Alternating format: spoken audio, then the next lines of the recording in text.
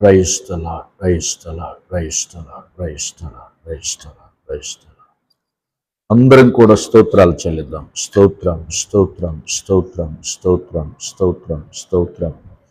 దేవానికి స్తోత్రం, స్తోత్రం, స్తోత్రం, స్తోత్రం, స్తోత్రం, స్తోత్రం, స్తోత్రం, స్తోత్రం. అందరం కూడా దేవానికి స్తోత్రం, స్తోత్రం. సర్వాధికారి, సర్వాధికారి, సర్వాధికారి, సర్వోన్నతుడా, సర్వోన్నతుడా, సర్వశక్తిమంతుడా, సర్వశక్తిమంతుడా, శ్రేష్టమైన ఘనమైన పరిశుద్ధ నామానికి స్తోత్రం, స్తోత్రం, స్తోత్రం. దేవా అయా, ప్రత్యేకంగా ఇంతవరకు తండ్రి, ఇంతవరకు నాయన అయా, మీరు పాటల్లో మీరు కృపతోడుగా ఉన్నందుకు స్తోత్రం, స్తోత్రం తండ్రి.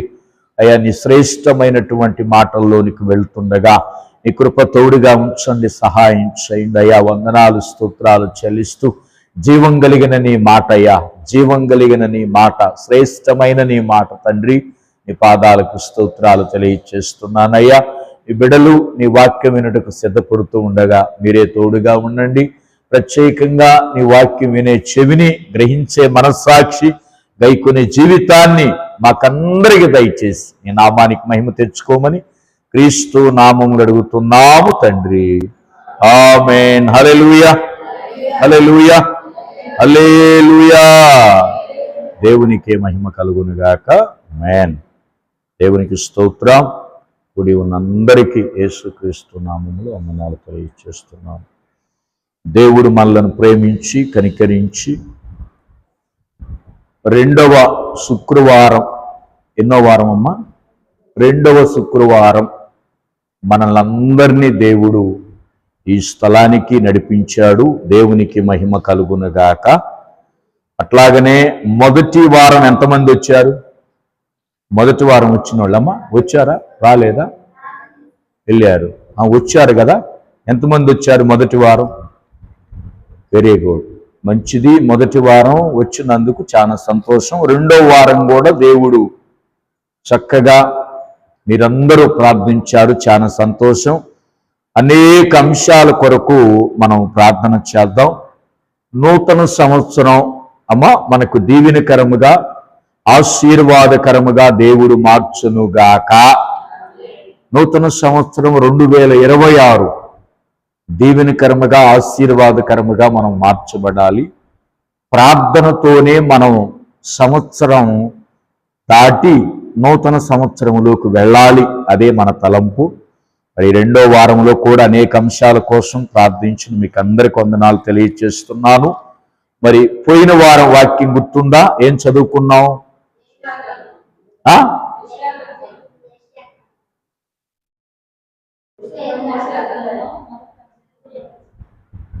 ఒకళ్ళు చెప్పండి. పోయిన వారం నేను లేను కదా, ఊరికి వెళ్ళాను. భూమి ఆకాశము, వెరీ గుడ్. ఆకాశము ఆలకించుము, భూమి చెవుకుము, యెహోవా మాట్లాడుతున్నాడు అనే వాక్యాన్ని మనం మొదటి వారం చదువుకున్నాం దేవుని సన్నిధిలో. మంచిది. మనం ఈరోజు ప్రార్థన శక్తివంతమైనది, ప్రార్థన బలమైనది. పరిశుద్ధ గ్రంథములో కాలిపోబోతున్న పట్టణం కొరకు ఒక వ్యక్తి ప్రార్థన చేశాడు. అయ్యా, ఆ పట్టణాన్ని కాల్చొద్దయ్యా, ఆ పట్టణాన్ని కాల్చొద్దయ్యా, అందులో నీతిమంతులు ఉంటారేమో ప్రభువా, తండ్రి ఆ పట్టణాన్ని కాల్చొద్దయ్యా, ఆ పట్టణాన్ని రక్షించమని ప్రార్థన చేశాడు. ఎవరు? అబ్రహాము గారా? ఇంకా ఎవరు చెప్తారు? కరెక్టేనా? ఎవరు చేశారు? అబ్రహాము గారు ఏమని ప్రార్థన చేశారు? ఏ పట్టణం? ఆ పట్టణం సొదొమ గొమొర్రా పట్టణం. ఏ పట్టణం? సొదొమ గొమొర్రా పట్టణంలో వాళ్ళ పాపము ఏమైంది? విస్తరించిపోయిందంట. పాపం ఏమైందమ్మా? విచ్చలవిడిగా వాళ్ళు పాపాలు చేయటం ప్రారంభించారు. ఎంత పాపాలు చేస్తున్నారంటే, ఎవరైనా చుట్టాలు వచ్చారనుకో, కొత్త వారు ఊళ్ళోకి వచ్చారనుకో, వాళ్ళతో వాళ్ళు వ్యభిచారం చేయాల్సిందే. నీచమైనటువంటి పట్టణం. మనం ఎక్కడ చూస్తామంటే లోతు గారింటికి దేవుని దూతలు వచ్చారు.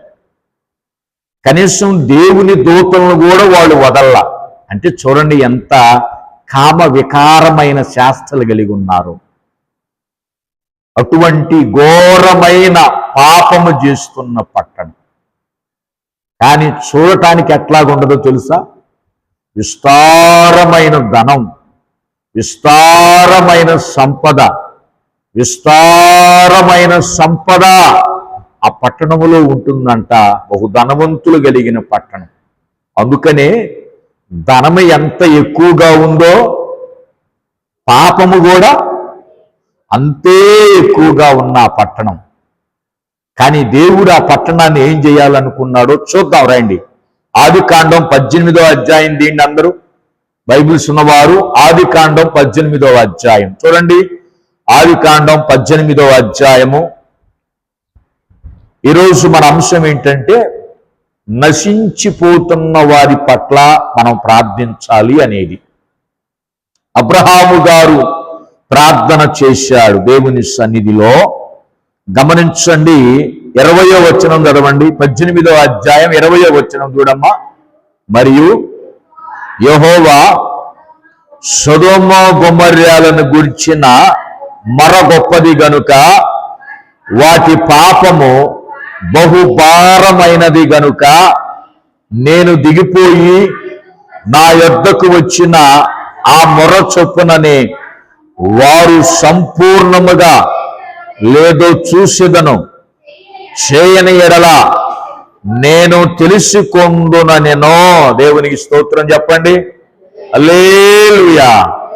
దేవుని సన్నిధిలో ఈ సొదొమ గొమొర్రా పట్టణం వాళ్ళ పాపము ఎట్లాగుందంట? వాటి పాపము బహుభారమైనది అని బైబిల్లో వ్రాయబడింది. ఏ పాపము? సొదొమ గొమొర్రా వారి పాపము బహుభారమైనది, ఘోరమైనది కూడా. అంటే అంతగా వాళ్ళు ఏం చేశారు? పాపము చేయటం ప్రారంభించారు. అయితే దేవుడేమనుకున్నాడో తెలుసా? నేను పోయి అసలు ఆ పరిస్థితి ఎట్లాగుంటో తెలుసుకుంటానని వచ్చాడు. దేవుడు తెలుసుకోవటానికి వచ్చాడు.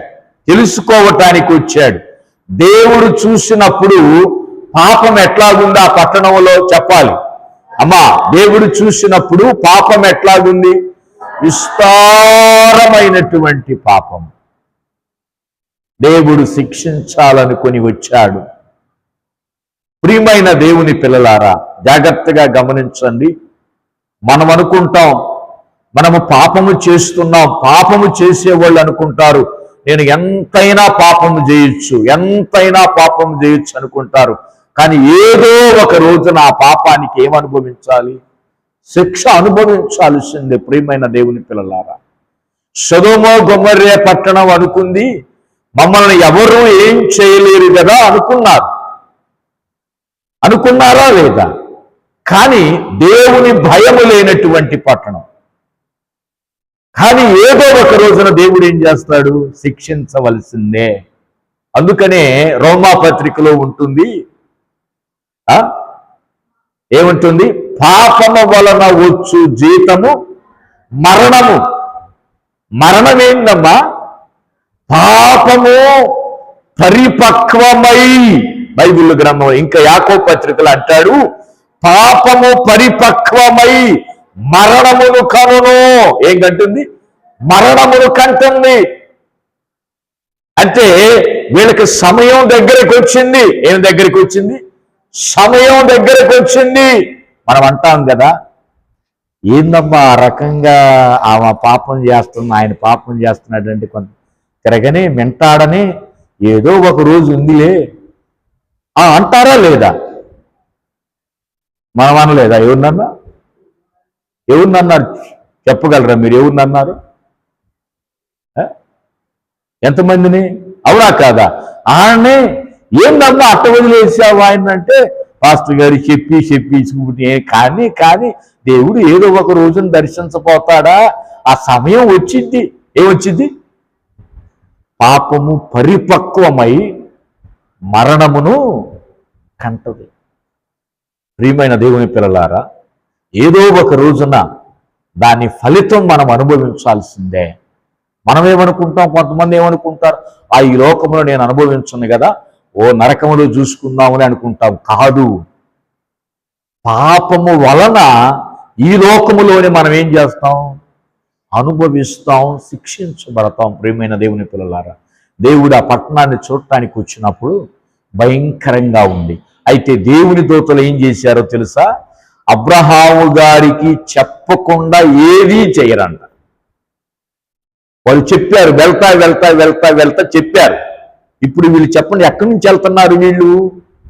మనం ఎక్కడి నుంచి వెళ్తున్నారంటే, అందుకు ముందు చూస్తే స్టోరీలో వాళ్ళ ఇంట్లో భోంచేసి వెళ్తున్నారు వీళ్ళు. ఎక్కడ అమ్మా? అబ్రహాము గారి ఇంట్లో భోంచేసి పోతూ పోతూ సొదొమ వైపు వెళ్తున్నారు. అబ్రహాము గారికి చెప్పారు, అయ్యా మేము ఆ పట్టణాన్ని కాల్చివేయబోతున్నాం, ఘోరమైన పాపములో ఉందన్నప్పుడు అబ్రహాము గారు ఏం చేశాడండి? ఏమండి, నాకెందుకు లేని ఇంటికి వెళ్ళిపోయాడా? అమ్మా, ఏం చేశాడు చెప్పండి? నాకెందుకు లేని ఇంటికి వెళ్ళిపోయాడా? వెళ్ళిపోలా. వాళ్ళమ్మట ఎక్కడికి వచ్చాడు? ఆ పట్టణం దగ్గరికి వచ్చాడు. వచ్చి చూడండి ఏమని ప్రార్థన చేస్తున్నాడు అబ్రహాం గారు. 23 చదువమ్మా. అప్పుడు అబ్రహాము సమీపించి ఇట్లా, నేను దుష్టులతో కూడా నీతిమంతులను నాశనము చేయుదువా? ఆ పట్టణములో ఒకవేళ 50 మంది నీతిమంతులుండిన ఎడల ఆ నీతిమంతుల నిమిత్తము ఆ స్థలమునకు నాశనము చే కాయవా? ఆ చొప్పున ఆ నీతిమంతులను చంపుట నీకు దూరమగునుగాక. నీతిమంతుని దుష్టునితో ఎంచుట నీకు దూరమగునుగాక. సర్వలోకమునకు తీర్పు తీర్చువాడు చేయడా అని చెప్పినప్పుడు, యెహోవా సొదొమ పట్టణములో 50 మంది నీతిమంతులు నాకు కనబడిన ఎడల వారిని బట్టి దేవునికి స్తోత్రం, దేవునికి స్తోత్రం, హల్లెలూయా. అబ్రహాము గారు దేవుని సన్నిధిలో ఎవరి కోసం ప్రార్థన చేస్తున్నాడు? ఎవరి పక్షాన ప్రార్థన చేస్తున్నాడు ఆయన? అమ్మా, ఎవరి పక్షాన ప్రార్థన చేస్తున్నాడు? కాలిపోబోతున్న పట్టణం పక్షాన ప్రార్థన చేస్తున్నాడు. కాలిపోబోతున్న జనాల పక్షాన ఏం చేస్తున్నాడు ఆయన? ప్రార్థన చేస్తున్నాడు. నాకెందుకులే, వాళ్ళు ఎటుపోతే నాకెందుకులే, నేనున్న పట్టణం కాదు కదా, నేనున్న ప్రాంతం కాదు కదా, నేనున్న స్థలం కాదు కదా అని ప్రార్థన చేయకుండా మానేశాడా? లేదు. ఏమని ప్రార్థన చేస్తున్నాడు? అయ్యా, నశించిపోతున్నటువంటి వారి కొరకు నేను ప్రార్థన చేస్తున్నాను. ఎంత భారభరితమైన ప్రార్థన చూడండి. యేసయ్యకు మహిమ కలుగునుగాక. చూడండి ఎట్లాగా ప్రార్థన చేస్తున్నాడు ఆయన, ఎట్లాగా చేస్తున్నాడు. 27వ వచనం చదువమ్మా. అందుకు అబ్రహాము, ఇదిగో ధూళియు బూడిదియునైన నేను దేవుని స్తోత్రం చెప్పండి. అబ్రహాము గారు ఆ పట్టణం కొరకు ఎట్లాగా ప్రార్థన చేస్తున్నాడు? దేనితో పోల్చుకొని ప్రార్థన చేస్తున్నాడు? 27వ వచనములో, ఇదిగో ధూళి బూడిదనైన నేను ప్రభుతో మాట్లాడ తెగించుచున్నాను. అయ్యా, నేను ధూళితో సమానము. దేనితో సమానము? అమ్మా, అబ్రహాము గారు దేనితో పోల్చుకుంటున్నాడు చెప్పాలి. దేనితో పోల్చుకుంటున్నాడమ్మా? ధూళితో పోల్చుకుంటున్నాడు. ధూళి, ఎంతమంది చూశారు ధూళిని? ధూళిని రోజు చూస్తున్నా కదండి పాస్టర్ గారు. నేను శుభ్రం ఇంట్లో ఊరుతానే ఉన్నాను, ధూళి వస్తాను, ఇంకా డస్ట్ వస్తానే ఉంది. డస్ట్, ధూళి, అవునా కాదా? ఎందుకు పనికిరాని ధూళి, మనము అయిష్టమైనటువంటి ధూళి, దానితో పోల్చుకున్నాడంటే అబ్రహాము గారు తన్ను తాను ఏం చేశాడు? తగ్గించుకున్నాడు. గమనించండి, మనము దేవుని సన్నిధిలో ప్రార్థన చేసేటప్పుడు, మనము దేవుని సన్నిధిలో కన్నీరు కార్చేటప్పుడు, మనం ఉపవాసం ఉండి ప్రార్థన చేసేటప్పుడు మనల్ని మనం ఏం చేయాలమ్మా? తగ్గించుకోవాలి. ఇంకా దేనితో పోల్చుకున్నాడు? బూడిదతో పోల్చుకున్నాడు. 27వ వచనములో బూడిద అన్నాడు. ప్రియమైన దేవుని పిల్లలారా, జాగ్రత్తగా మనం గమనిస్తే బూడిదని ఎవరైనా ఇష్టపడతారా? బూడిదని దేనికి కోరతాం చెప్పండి? బూడిదని దేనికి కోరతాం మనం? అంట్లు కడగటానికి. అప్పుడు వాడేవాళ్ళు. ఇప్పుడు ఎవరు వాడుతున్నారు బూడిద? ఇప్పుడు అంతా కూడా అనగానే పాత్ర తలతలలాడేటువంటి కెమికల్ వచ్చినాయా లేవా? అసలు మీరు గడిగే పని లేదు. మిషన్లు వచ్చినాయి అంట్లు కడగటానికి, బట్టలు ఉతకటానికి మిషన్లు వచ్చినాయి, అంట్లు కడగటానికి మిషన్లు వచ్చినాయి, అన్నం వండటానికి మిషన్లు వచ్చినాయి, కూర వండటానికి మిషన్లు వచ్చినాయి, ఇల్లు ఊడవటానికి మిషన్లు వచ్చినాయి. మిషన్ల రాంది ఒక్కటే,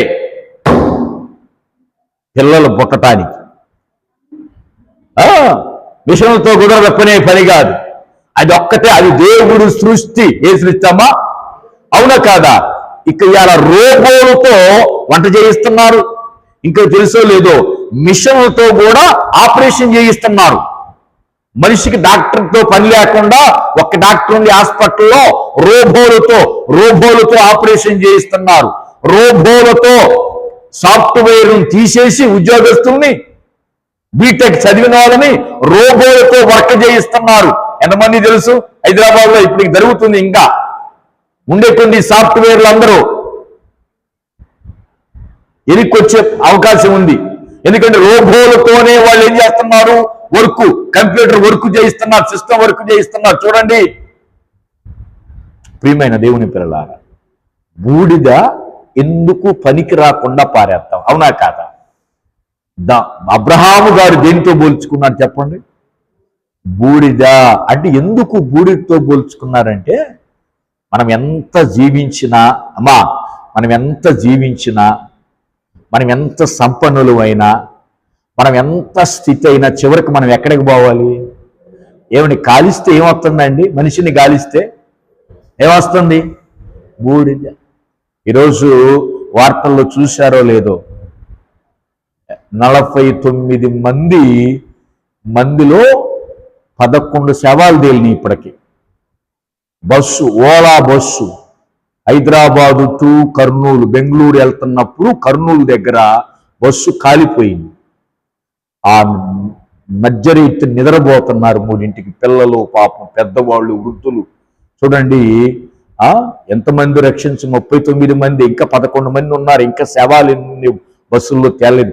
ఏమైంది? బస్సు అంతా బూడిదైపోయింది. అవునా కాదా? శవాలన్నీ ఏమైనాయి? బూడిదైపోయాయి. ఏ రోజుకైనా మనిషి జీవితంలో మన స్థానం అదే. ఏ స్థానం అది? బూడిది కావలసిందే ప్రతి మానవుడు. ప్రియమైన దేవుని పిల్లలారా, దేవుని వాక్యం సెలవిస్తుంది, అబ్రహాము గారు తన్ను తాను తగ్గించుకుంటున్నాడు, తన్ను తాను హెచ్చించుకోవటంలా ప్రార్థనలో. దేవుని స్తోత్రం. ఏమండి, ఈ ప్రార్థన అంతా దేనికోసం చేస్తున్నాడు చెప్పండి? ఇప్పుడు తన్ను తాను తగ్గించుకుని దేవుణ్ణి అడుగుతున్నాడు. ఏమని? అయ్యా, తన కోసం అడుగుతున్నాడా? తన భార్య కోసం అడుగుతున్నాడా? సంతానం కోసం అడుగుతున్నాడా? ఏటి కోసం అడగట్లా. దేనికోసం అడుగుతున్నాడు అబ్రహాము గారు? ఇక్కడ 18వ అధ్యాయంలో నశించిపోతున్న ఆ పట్టణాన్ని కాయయ్యా, కాపాడయ్యా, వాళ్ళని కాపాడయ్యా, వాళ్ళని కాపాడని ప్రార్థన చేస్తున్నాడు. ఈరోజు ఈ ఉపవాస ప్రార్థనలు ఎందుకో తెలుసా అమ్మా? ఎందుకో తెలుసా ఈ ఉపవాస ప్రార్థనలు? జనవరి 1 తారీఖున కనీసం కొంతమంది అయినా రక్షించు ప్రభువా. ఎంతమందిని అంటమ్మా? నశించిపోతున్న వాళ్ళు మన చుట్టూ ఎంతమంది ఉన్నారు అమ్మా? దేవుణ్ణి ఎరక్క ఎంతమంది ఉన్నారా లేదా? నశించిపోయే వాళ్ళు ఉన్నారా లేదా? ఎంతో మంది మన కళ్ళ ముందు దేవుణ్ణి ఎరక్క, ఆత్మీయతలో లేక చాలా మంది ప్రభు సువార్తను ఎరగనటువంటి వాళ్ళు చాలా మంది ఉన్నారు. అప్పుడు వాళ్ళ కొరకు మనం చేయవలసిన బాధ్యత ఏంటో తెలుసా? ఏం చేయాలమ్మా? మనం ఏం చేయాలంట అమ్మా? వాళ్ళ కొరకు మనం ఏం చేయాలంట? ప్రార్థన చేయుదుముగాక. ఏమండి, ఎప్పుడు కూడా భర్తల కొరకు, పిల్లల కొరకు, పాడి కొరకు, పంట కొరకే కాదు మనం చేయాల్సింది. అబ్రహాము గారు దేనికోసం చేశాడో మనం కూడా ఏం చేయాలంటే, ఇదిగోయ్యా నూతన సంవత్సరం రాబోతుందయ్యా, రక్షణ లేని వాళ్ళు ఉన్నారు, మా కుటుంబంలో రక్షణ లేని వారు ఉన్నారు, బంధువుల్లో రక్షణ లేని వాళ్ళు ఉన్నారు, అక్కడ రక్షణ లేని వాళ్ళు ఉన్నారు, వీధుల్లో రక్షణ లేని వాళ్ళు ఉన్నారు. అయ్యా వాళ్ళకి రక్షణ కావాలని మనం ఏం చేయాలమ్మా?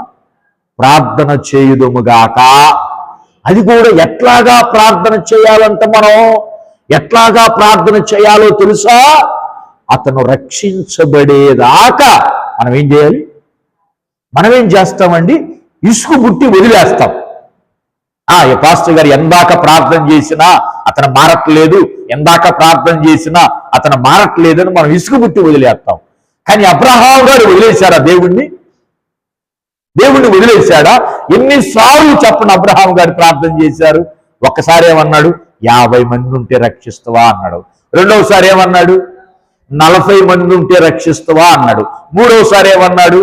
30 మంది ఉంటే రక్షిస్తావా అన్నాడు. నాలుగోసారి ఏమన్నాడు? 10 మంది 20 మంది అన్నాడు. మళ్ళీ ఐదవసారి 10 మంది అన్న రక్షించువా, కనీసం 5 చాలన్నాడు. దేవుని స్తోత్రం చెప్పండి. ప్రవ్వా ఎందుకండి, ఎందుకు కాళ్ళ పడుతున్నాడు? ఎందుకు ఇన్నిసార్లు ప్రభు దగ్గర పట్టు విడవకుండా అబ్రహాము గారు ప్రార్థన చేస్తున్నాడు తెలుసా? అయ్యా ఆ పట్టణంలో ఒక్క నీతిమంతుడు ఉంటాడేమో, ఆ నీతిమంతుడు నశించుకోకూడదయ్యా. అయ్యా వాళ్ళతో పాటు వాళ్ళందరికీ మంచి మనసు దయచేయి, మారు మనసు దయచేయి ప్రవ్వా. నీతిమంతుడు రక్షించబడాలయ్యా, నీతిమంతుడు కాపాడబడాలయ్యా. ఒక వ్యక్తి, ఒక పట్టణం గురించి నేను ప్రార్థన చేస్తున్నానయ్యా, నన్ను క్షమించని ప్రార్థన చేశాను. దేవుని స్తోత్రం. మరి అబ్రహాము చేసినట్టు ఏమండి మనం చేసి వదిలేయకూడదంట, చేసి వదిలేయకూడదు. రక్షించబట్టలేదులే, ఎంతకాలం పోయిన అంతేలే అనుకోకూడదంట.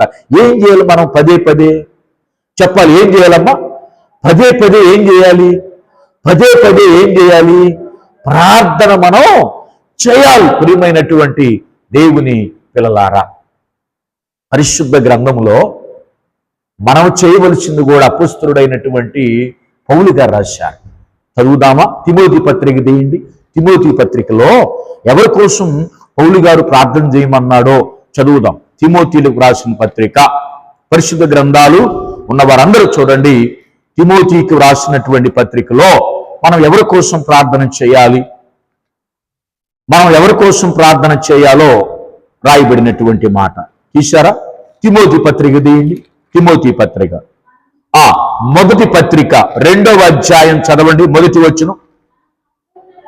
మనము సంపూర్ణ భక్తియు మాన్యతయు కలిగి నెమ్మదిగాను సుఖముగాను బ్రతుకు నిమిత్తము అన్నిటికంటే ముఖ్యముగా మనుష్యులందరి కొరకును, రాజుల కొరకును, అధికారుల కొరకును విజ్ఞాపనలు, ప్రార్థనలు, యాచనలు, కృతజ్ఞతాస్తుతులు చేయవలెనని హెచ్చరించుచున్నాను.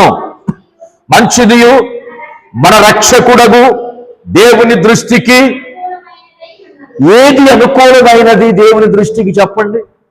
దేవుని దృష్టికి ఏది అనుకూలమమ్మా? నెరిమాత చెప్పాలరా. దేవుని దృష్టికి ఏది అనుకూలం?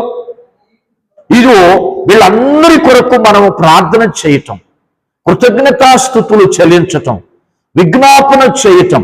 ఎవరి కొరకు? మనుషులందరి కొరకు. మనుషులందరంటే ఎక్కడున్నారు మనుషులు? ఎక్కడున్నారు మనుషులు? మన చుట్టూ చాలా మంది ఉన్నారు, మన గ్రామంలో ఉన్నారు, మన బంధువుల మధ్యలో ఉన్నారు. మనుషులందరి కొరకు. ఇంకా ఎవరి కొరకు అంట? రాజుల కొరకు. ఎవరి రాజులు అంటే పరిపాలించేటువంటి పాలకుల కొరకు. ఎవరి కొరకమ్మా? పాలకుల కొరకు మనం ఏం చేయాలంట? ప్రార్థన చేయాలి. ఇంకా ఎవరి కొరకంట? అధికారుల కొరకు మనము ప్రార్థనలు చేయాలి.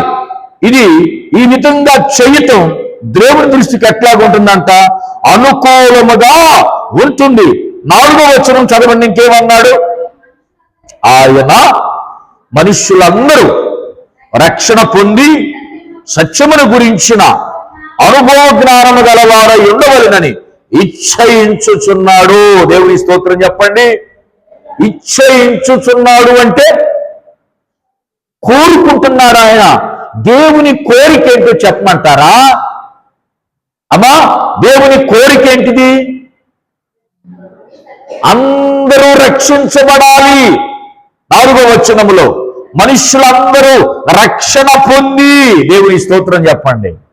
ఏం పొందాలమ్మా? మనుషులందరూ రక్షించబడాలి. దేవుడు ఆశపడుతున్నాడంట. ఏ బిడ్డ నశించిపోవటం దేవునికి ఇష్టం లేదు. నశించిన దానిని వెతకి రక్షించటానికే మనుష్య కుమారుడు భూలోకానికి వచ్చాడు. అందుకనే దేవుని ప్రణాళిక అపోస్తలుడైన పౌలు గారు కూడా ఆత్మతో వ్రాస్తున్నటువంటి మాట ఏంటి? ఆ మాట అంటే, ఇదిగో మనుషులందరి రక్షణ కొరకు ప్రార్థన చేయండి. పాస్టర్ గారు ఎంతకాలం చేయాలండి? మనం బ్రతికినంత కాలం కూడా ఏం చేయాలంట? ప్రార్థన చేయాలి. ప్రియమైన దేవుని పిల్లలారా, కొన్ని అవసరమైతే కొన్ని సంవత్సరాలు కూడా మనం చేయవలసిన పరిస్థితి వస్తుంది. కానీ ప్రార్థన చేయగా చేయగా చేయగా చేయగా చేయగా ఏదో ఒక రోజున ఏమవుతాడు? ఆ వ్యక్తి రక్షించబడతాడు. దేవుని స్తోత్రం. ఏమండి, మన ప్రార్థన వ్యర్థంగా పోయిద్దా? అమ్మా, మన ప్రార్థన వ్యర్థంగా పోదు. మనం అనుకుంటున్నాం కదా, ఏమండి వ్యర్థంగా పోతుంది, వ్యర్థంగా పోతుంది, ఎన్నిసార్లు చేసినా ఉపయోగం లేదు, నేను ఎవరి కోసం చేయాలి, ఎవరి కోసం బ్రతకాలని మనం అనుకుంటాం. కానీ దేవుడు ఏమంటున్నాడో తెలుసా? చెయ్యి, ప్రార్థన చెయ్యి, ప్రార్థన చెయ్యి, న్యాయం తీర్చేదాకా చెయ్యి, రక్షించబడేదాకా ప్రార్థన చెయ్యి. డిఎల్ మోడీ గారు ఎంతమంది తెలుసు? దైవజనుడు, గొప్ప దైవజనుడు, గొప్ప దైవజనుడు కదమ్మా. డిఎల్ మోడీ గారంట తనకు 4 స్నేహితులు ఉన్నారంట. ఎంతమంది? 4 స్నేహితులు ఉన్నారంట. డిఎల్ మోడీ గారు అనేకులు బాప్తిసం ఇచ్చాడంట. ఇలా 4కి ఇవ్వలేకపోతున్నాడంట. ఏ 4కి? తన స్నేహితులకి ఇవ్వలేకపోతున్నాడు. బయట వాళ్ళకేం బాప్తిసం ఇస్తున్నాడు, తన స్నేహితులకి ఇవ్వలేకపోతున్నాడంట. ఎట్లా కాదయ్యా, నేను చెబితే వీళ్ళు ఎనరని ఆయన ఏం చేస్తున్నాడు తెలుసా? ఇక వాళ్ళని గురించి ఏం చేస్తున్నాడు? ఇక రోజు ఎంతసేపు వాళ్ళ కొరకు ప్రార్థన చేశాడో డైరీలో రాసుకుంటున్నాడంట ఆయన.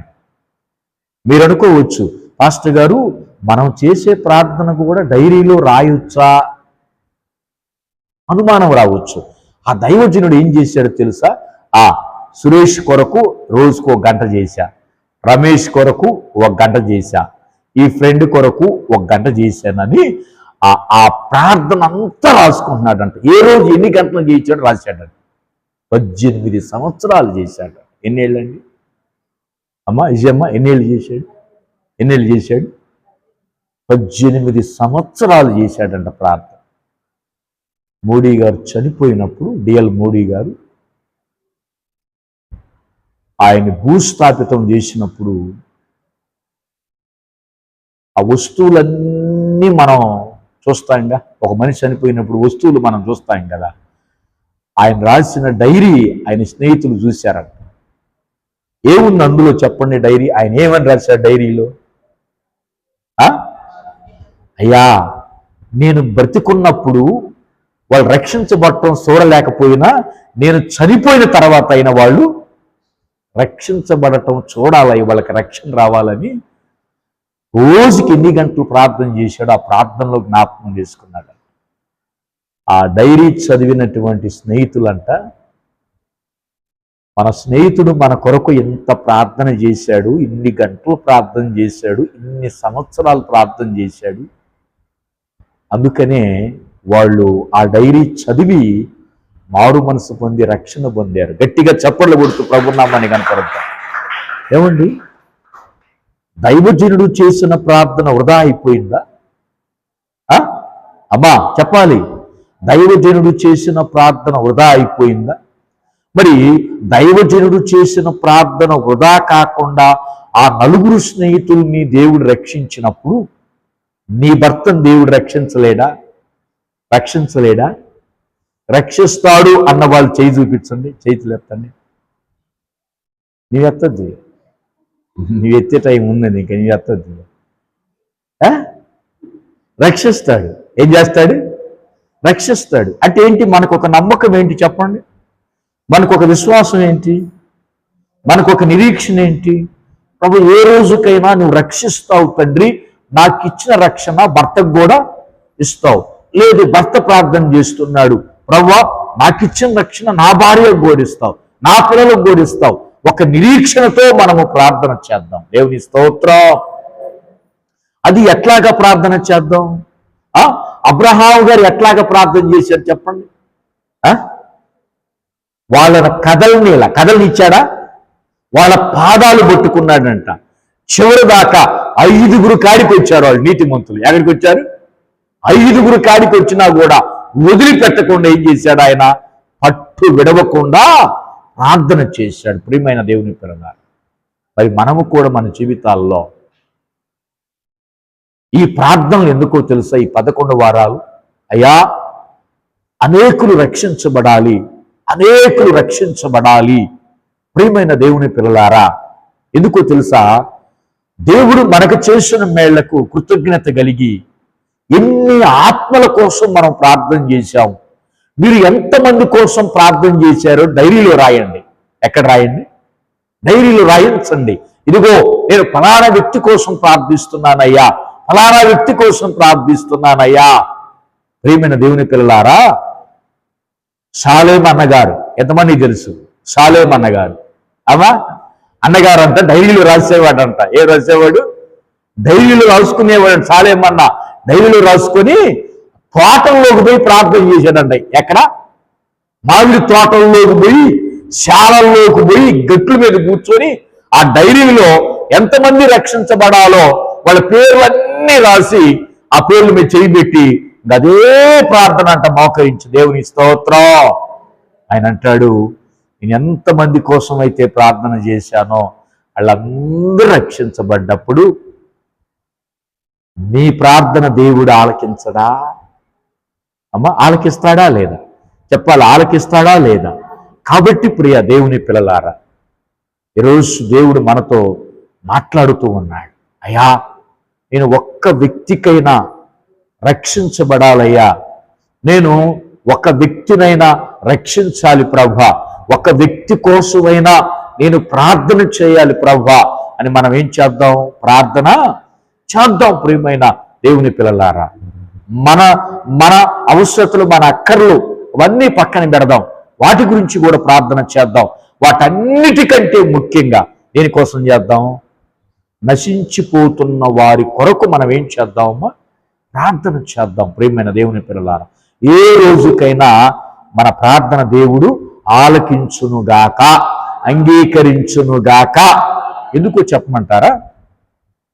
దేవుని సన్నిధిలో చేసిన ప్రతి విజ్ఞాపన వ్యర్థంగా పోదు. దేవుని సన్నిధిలో కార్చిన ప్రతి కన్నీరు వ్యర్థంగా పోయిద్దా అమ్మా? వ్యర్థంగా పోయిద్దా? పాదు.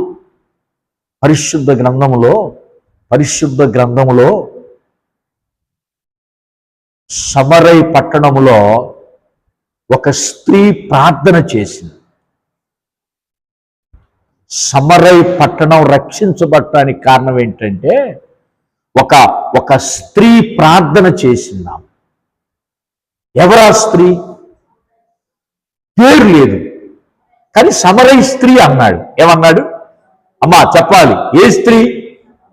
ఆమెకుంది, ఒక పేరు ఉంది, కానీ అమ్మా పాపాత్మురాలు అనేది ఆమె చేసే పని, కానీ ఆమెకు ఒక పేరు ఉంది, కానీ ఆ పేరు దేవుడు రాయల. ఏమన్నారు? సమరయ స్త్రీ అని ఎందుకన్నారంటే సమరయ పట్టణాన్ని మార్చింది కాబట్టి ఏం పేరు పెట్టారు? సమరయ స్త్రీ అన్నారు.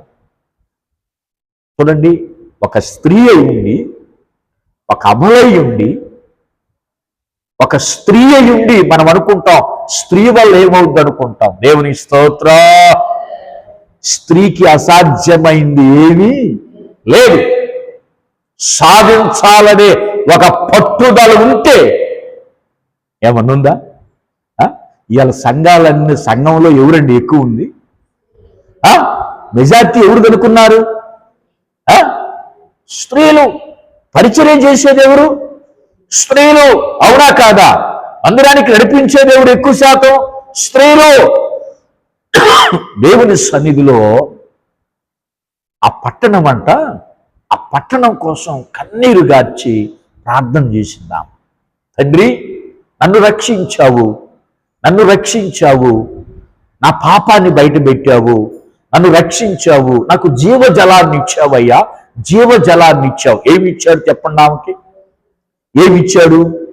జీవజలాన్ని ఇచ్చాడు. అందరూ అనండి, ఏమి ఇచ్చాడమ్మా?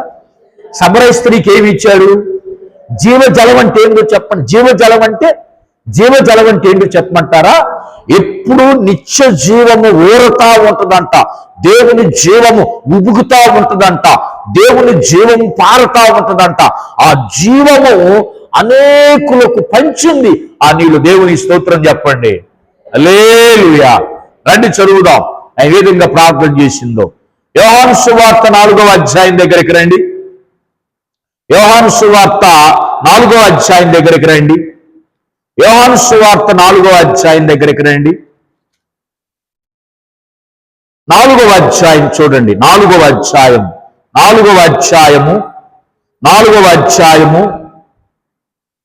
39 నుంచి చదవండి. 39 నుంచి. నేను చేసినవన్నీ నాతో చెప్పినని సాక్ష్యం ఇచ్చిన స్త్రీ యొక్క మాటను బట్టి ఆ ఊరిలోని సమరయులలో అనేకులు ఆయన యందు విశ్వాసముంచిరి. దేవుని స్తోత్రం చెప్పండి, గట్టిగా చెప్పండి. ఆ స్త్రీ ఏమని చెప్పిందో తెలుసా అనేకులకు? ఆ స్త్రీ అనేకులకు ఏమని చెప్పింది? అమ్మా ఏమండి, సమరయులంటే పనికి మాలిన వాళ్ళు, వెలివేయబడినటువంటి వాళ్ళు. సమరయులంటే ఎవరు? సమరయులు యూదులు అంటుకునే వాళ్ళు కాదు, శాస్త్రులు అంటుకునే వాళ్ళు కాదు వాళ్ళమే. అందుకనే వాళ్ళు బావి దగ్గరికి ఎప్పుడు వచ్చారు చెప్పండి? బావి దగ్గరికి ఎప్పుడు వచ్చారు? మిట్ట మధ్యాహ్నం ఏదైనా మంచినీళ్ళకి పోతారా? ఉదయం సాయంత్రం యూదులు వస్తున్నారని మధ్యాహ్నం వచ్చి చదువుకొని పోయేవాళ్ళు. ప్రియమైన దేవుని పిల్లలారా, అటువంటి సమరయ గ్రామములో, పట్టణములో ఆమె ఏం చేసిందమ్మా? చూడండి, ఆ సమరయులు ఉన్నటువంటి ఆ ప్రాంతంలో సుకార్ అనే గ్రామం, అంటే అదంతా సమరయులు ప్రాంతం. ఏ ప్రాంతం? సమరయులు ప్రాంతంలో ఏమేం చెప్పిందంట అమ్మా? ఆ స్త్రీ సాక్ష్యం ఇచ్చిన ఆ స్త్రీ మాటను బట్టి, దేవుని స్తోత్రం చెప్పండి. హల్లెలూయా. ఆ స్త్రీ చెప్పింది. ఏమని చెప్పింది ఆ స్త్రీ? యేసుక్రీస్తు వారి గొప్పతనాన్ని చెప్పింది, యేసుక్రీస్తు వారిని గురించి చెప్పింది. మరి చెప్పబట్టే అనేకులు ఎవరి యందు విశ్వాసం ఉంచారు చెప్పండి అమ్మా? దేవుని యందు విశ్వాసం ఉంచారు. దేవుని స్తోత్రం. మరి మనం కూడా ఏం చెప్పాలి చెప్పండి? మనం కూడా ఏం చేయాలి? అనేకులు విశ్వాసం ఉంచాలంటే మనం ప్రార్థన చేయటం వరకే కాదు, ప్రార్థన చేయాలి. నీ సాక్ష్యం, నువ్వు ఏ విధంగా రక్షించబడ్డావో నీకు తెలిసిన మాటలు మనం చెప్పాలి, ప్రార్థన చేయాలి, చెప్పాలి. ఏమని ప్రార్థించాలి? అయ్యా ఫలానా వ్యక్తికి నేను చెప్పడానికి వెళ్తున్నాను ప్రభువా, నేను ప్రార్థన చేసుకుని వెళ్తున్నాను, ఈ విత్తనం ఫలించాలి, ఈ సువార్త ఫలించాలని మనం ప్రార్థన చేయాలి. గొప్పగా చెప్పిందండి. ప్రార్థన చేసింది ఆ పట్టణం కొరకు, సమరయ పట్టణం కొరకు. సుకార్ అనే గ్రామం, ఆ పట్టణంలో ఒక గ్రామం అది. ఆ పట్టణం కొరకు ఆమె ప్రార్థన చేసింది. ప్రవ్వా నన్ను రక్షించినట్టుగా వీళ్ళందరినీ రక్షించు ప్రవ్వా అని ఏం చేసిందండి? ఎవరి కోసం చేసిందమ్మ? విజయమ్మ, రమణమ్మ ఎవరి కోసం చేసింది? ఆ సమరయ పట్టణములో ఎంతమంది ఉన్నారో వాళ్ళందరి కొరకు ఏం చేసింది? ప్రార్థన చేసినప్పుడు ఏం జరిగిందో చెప్పమంటారా? 41వ వచనం చూడండి. ఆయన మాటలు వినినందున ఇంకను అనేకులు నమ్మి ఆ స్త్రీని చూసి, ఇక మీదట నువ్వు చెప్పిన మాటను బట్టి కాక మా మట్టుకు మేము విని ఈయన నిజముగా లోకరక్షకుడని తెలుసుకుని నమ్ముచున్నామని. దేవుని స్తోత్రం చెప్పండి. లోకరక్షకుడని ఈయన నిజముగా లోకరక్షకుడని మేము తెలుసుకున్నామమ్మా. నిన్ను ఎంతగా మార్చాడు, నిన్ను ఎంతగా మార్చిన దేవుడు గొప్ప దేవుడు, జీవం గల దేవుడు, ఇంత పాపాత్మురాలనే మార్చాడు అని ఆమె ఏం చేసిందో తెలుసా? మార్చబడిన ఆమె అనేకులు మార్చబడటానికి ఏం చేసింది? ప్రార్థన చేసింది, సువార్తను ప్రకటించింది. దాని వలన గొప్ప కార్యాలు జరిగినాయా లేవా?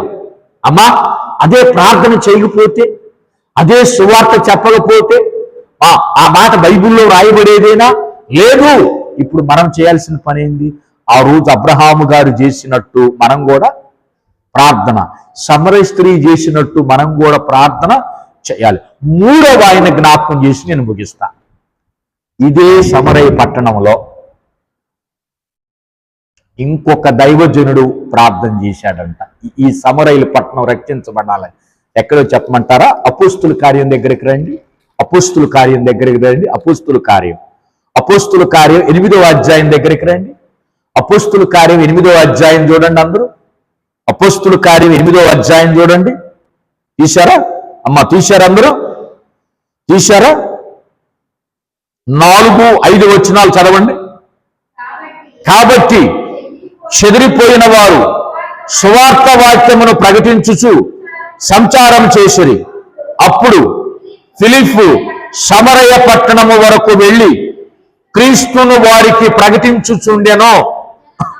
జన సమూహములు విని ఫిలిప్పు చేసిన సూచక్రియలను చూచినందున అతను చెప్పిన మాట యందు ఏక మనస్సుతో లక్ష్యముంచగా అనేకులు పట్టిన అపవిత్రాత్మలు కేకలు వేసి వారిని వదిలిపోయెను.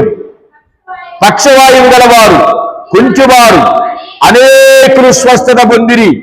అందువలన ఆ పట్టణములో, దేవుని స్తోత్రం చెప్పండి, సమరయ పట్టణంలో ఏం కలిగింది? సంతోషం కలిగింది. ఇప్పుడు ఫిలిప్పు గారు రాకముందు సమరయ ప్రాంతములో ఎవరు సువార్త చెప్పారు చెప్పండి? ఫిలిప్పు గారు రాకముందు ఇందాక మీరు చెప్పారు కదమ్మా, సమరయ స్త్రీ తర్వాతనే వచ్చారు వీళ్ళందరూ. ఫస్ట్ సమరయ స్త్రీ, తర్వాత ఫిలిప్పు గారు వచ్చారు. ఫిలిప్పు గారు ఎవరో తెలుసా? సేవకుడు కాదండి. ఫిలిప్పు గారు సేవకుడు కాదు, పలహారం పంచిపెట్టే ఆయన. ఏం పంచిపెట్టేనా? ఫిలిప్పు గారు సేవకుడు కాదు. ఎవరైనా ఫిలిప్పు గారు ఆహారాన్ని వడ్డించే వ్యక్తి అంట. ఏమండి, పలహారం పెట్టే వాళ్ళకు కూడా శక్తి ఉంటుంది. పాస్టర్ గారికి మీకేడ తెలుసండి? బైబిల్లో ఉంది. ఫిలిప్పు గారు ఎవరు అనుకున్నారు? అపోస్తుల కార్యం 6వ అధ్యాయంలో అపోస్తులు పలహారం పెట్టడం మాకు వల్ల కాదు, వాక్యం అయితే చెబుతాం కానీ సమయం అంతా ఆ అన్నం కాడే పోతుంది, పలహారం మేము పెట్టము. పలహారం పెట్టేవాళ్ళు 7 ఏర్పాటు చేసుకోమన్నారు సంఘంలో వాళ్ళు. ఎంతమందిని? 7. ఆ 7 కూడా ఎలాంటి వారై ఉండాలంట? ఆత్మతో జ్ఞానముతో నిండుకున్న వారై ఉండాలంట. ఆ ఆత్మతో జ్ఞానముతో నిండుకున్న 7 ఏర్పాటు చేసుకుంటే ఇక వాళ్ళు ఆహారం పెట్టడం ప్రారంభించారు. దేవుని స్తోత్రం చెప్పండి. ఫిలిప్పు సేవకుడు కాదండి. ఎవరైనా పలహారం పెట్టి ఆయన, ఇంకొకటి ఆహారం వడ్డించి ఆయన. మరి ఆహారం పలహారం పెట్టి ఆయనకి అంత ఆత్మ ఉంది, అంత జ్ఞానం ఉంటే ఇక సేవకుడికి ఎంత ఉండాలి? దేవుని స్తోత్రం చెప్పండి. స్తోత్రం చెప్పండి. మనమేమంటాం? పలహారం పెట్టేలా అయిపోయింది నా పని, అంతే, స్తోత్రం నాయన, అంతే. కాదు, పలహారం పెడుతున్న నీవు అనేకులకు ఆత్మీయాహారం పెట్టే స్థితి కూడా నాకు రావాలి. ఏమిటి? ఫిలిప్పు పలహారం పెట్టడమే కాదు, భోజనాలు వడ్డించటమే కాదు, దేవుని సువార్తను కూడా చెప్పాడంట సమరయ పట్టణంలో. దేవుని స్తోత్రం. పరిశుద్ధాత్మ దేవుడు ఫిలిప్పు గారు ఆసక్తిని గమనించి అతనికి దేవుడు ఆత్మనించి అతని ద్వారా అద్భుతాలు చేయించాడు. చేయించిన తర్వాత ఏం జరిగిందో చెప్పమంటారా? ఇప్పుడు చదవండి 15వ వచనం. వీరు వచ్చి వారు పరిశుద్ధాత్మను పొందవలెనని వారి కొరకు ప్రార్థన చేసిరి. అంతకుముందు వారిలో ఎవరి మీదను ఆయన దిగి ఉండలేదు. వారు ప్రభువైన యేసుక్రీస్తు నామమున స్తోత్రం చెప్పండి ఈ మాటకి, గట్టిగా స్తోత్రం చెప్పండి. సమరయ పట్టణంలో అనేకులు బాప్తిసం పొందారు. ఏం పొందారు చెప్పాలి? ఏం పొందారు? అనేక కార్యాలు జరిగినాయా లేదా? అనేకులు రక్షించబడ్డారా లేదా? అదే పట్టణంలో మొట్టమొదటి సువార్త చెప్పింది ఎవరు? ఇందాక చెప్పా, సమర స్త్రీ చెప్పిన కాడ మరలా దేవుడు ఫిలిప్పు గారిని పంపించాడు. అమ్మా అవునా కాదా? అంటే నశించిపోతున్న వారికి కొరకు ఫిలిప్పు గారు ఏం చేశాడు? ఆ పట్టణానికి వెళ్ళి ప్రార్థన చేశాడు. అయ్యా, ఈ పట్టణంలో అందరూ రక్షించబడాలి, ఈ పట్టణంలో అందరూ రక్షించబడాలి. కానీ ఆ పట్టణంలో ఒక శక్తి ఆవరించిందంట. ఏం ఆవరించింది? ఏ శక్తి చెప్పమంటారా? గారడే సీమోన్ అనే శక్తి. 9వ వచనం చదవండి. 9వ వచనం, సీమోన్ అను ఒక మనుష్యుడు లోగడ ఆ పట్టణంలో గారడీ చేయుచు తానెవరో గొప్పవాడని చెప్పుకొనుచు దేవునికి స్తోత్రం, మహాశక్తి అనబడిన వాడు ఇతడే. ఇతడు దేవుడు, దేవుని తర్వాత దేవుడు అనుకుంటున్నాడు పట్టణం అంతా. ఆ శక్తి తర్వాత ఇంకొక శక్తి దిగిందండి, అసలైన శక్తి దించాడు దేవుడు రంగంలోకి. ఏ శక్తి అది? దైవ శక్తి. స్తోత్రం చెప్పండి, స్తోత్రం చెప్పండి అమ్మా. ఆ దైవ శక్తి కలిగినటువంటి ఫిలిప్పు గారిని దేవుడు రంగంలోకి దించితే, ఆ ఫిలిప్పు గారు చేసిన ప్రార్థన, సమరయ స్త్రీ చేసిన ప్రార్థన, ఆ సేవకులు చేసిన ప్రార్థన, సంఘస్థులు చేసిన ప్రార్థన ద్వారా ఆ పట్టణంలో రక్షించబడ్డారా లేదా? రక్షించబడ్డారా లేదా? ఈరోజు నేను వాక్య రూపంగా తెలియజేస్తున్న మాట ఏంటంటే, ఈ ఉపవాస ప్రార్థనలు ఎందుకో తెలుసా? మన సమస్యలు తీరటం, మన బలహీనతలు పోవటమే కాదండి. ఈ ప్రార్థన ద్వారా జనవరి 1 తారీఖున క్రిస్మస్ పండగ దినాన ఏదైనా నూతన సంవత్సరంలో అనేకులు రక్షించబడాలని మనం ఉపవాసం ఉండి కన్నీరు గార్చి ప్రార్థించుదుముగాక. ప్రార్థన చేద్దాం. ఇప్పుడు చెప్పండి, ఎవరి కొరకు ప్రార్థన చేద్దాం? అమ్మా, అబ్రహాము గారు ఎవరి కొరకు ప్రార్థన చేశారు? నశించిపోతున్న దుర్మార్గుల కొరకు ప్రార్థన చేశాడు. తర్వాత సమరయ స్త్రీ ఎవరి కొరకు ప్రార్థన చేసింది? నావలే పాపములో నశించిపోతున్న సుకార్ అనే గ్రామం, సమరయ పట్టణములు అందరి కొరకు ప్రార్థన చేసింది. ఫిలిప్పు ఎవరి కోసం ప్రార్థన చేశాడు? ఫిలిప్పు గారు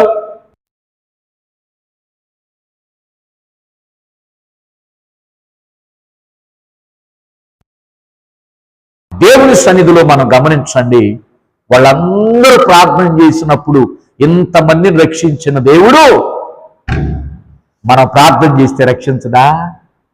రక్షిస్తాడు అన్నవాళ్ళు స్తోత్రం చెప్పండి విశ్వాసంతో. హల్లెలూయా, హల్లెలూయా.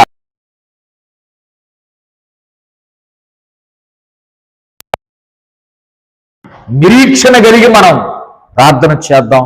నశించిపోతున్న వారి కొరకు ప్రార్థన చేసి దేవునికి అప్పగిద్దాం. దేవుని మాటలు దీవించునుగాక.